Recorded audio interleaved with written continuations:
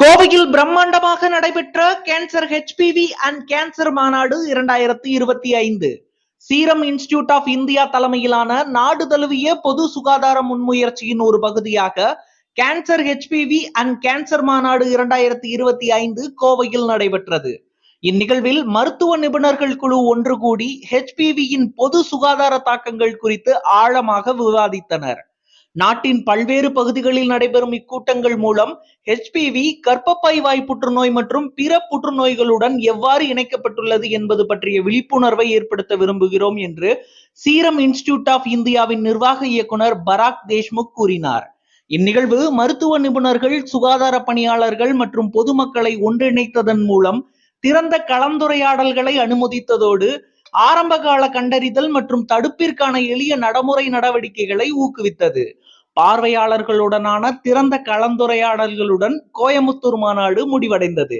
இந்த திட்டம் வரும் மாதங்களில் நாடு முழுவதும் உள்ள பிற நகரங்களிலும் தொடரும் என அறிவிக்கப்பட்டுள்ளது. ஹெச்பிவிங்கிறது இப்போ கேன்சர்னா பார்ப்போம், கேன்சர்னா தீர்வே இல்லை. அந்த திசுக்கள் அது எங்க பாதிச்சிருக்கோ அது பக்கத்துல இருக்க 2 சென்டிமீட்டர் டிஷ்யூவை எடுத்து அதை வெளியேற்றினா கூட திரும்ப வரத்துக்கும் வாய்ப்பு இருக்குன்னு சொல்லுவோம். இப்படி எல்லாம் இருக்கிற இந்த காலத்துல வைரஸ்னால ஏற்படக்கூடிய கொடிய கேன்சர், இந்த முக்கியமா கார்சினோமா செர்விக்ஸ்ங்கிற பெண்களுக்கு வரக்கூடிய கர்ப்பப்பை வாய் புற்றுநோயை இந்த வேக்சின் மூலியமா இந்த ஹெச்பிவி அப்படிங்கிற இன்ஃபெக்ஷன் வர்றதை தடுத்தோம்னா இந்த கேன்சர் வர்றதை தவிர்க்கலாம். ஏன்னா 99% இந்த கர்ப்பப்பை வாய் புற்றுநோய் அது மட்டும் இல்லை, ஆண்களுக்கும் சில பயன்கள் இருக்கு. இருந்தாலும் நம்ம இந்தியாவில் பார்த்தீங்கன்னா செகண்ட் மோஸ்ட் காமன் கேன்சர், அதாவது மார்பு புற்றுநோய், பெண்களுக்கு மார்பு புற்றுநோய்க்கு அடுத்தது இதுதான் அதிகமாக இருக்குது. இப்போ இந்த நோயை அறவே இப்போ மற்ற நாடுகளில், மேலோங்கிய நாடுகளில், ஆஸ்திரேலியா, நியூசிலாந்து அங்கெல்லாம் பார்த்தீங்கன்னா இது 10 வருஷத்துக்கு முன்னாடியே அவங்கெல்லாம் கொண்டு வந்துட்டாங்க. அவங்க ரொட்டீன் வேக்சினேஷனில் கொண்டு வந்து அந்த நோயை அறவே அழிச்சிட்டாங்க.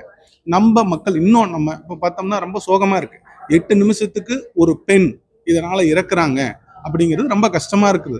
அது மட்டும் அதனால இந்த வேக்சின் 9 to 14 வயசு உள்ள ஆணோ பெண்ணோ 2 பேருமே, ஆணா இருந்தாலும் சரி பெண்ணா இருந்தாலும் போட்டுக்கலாம்.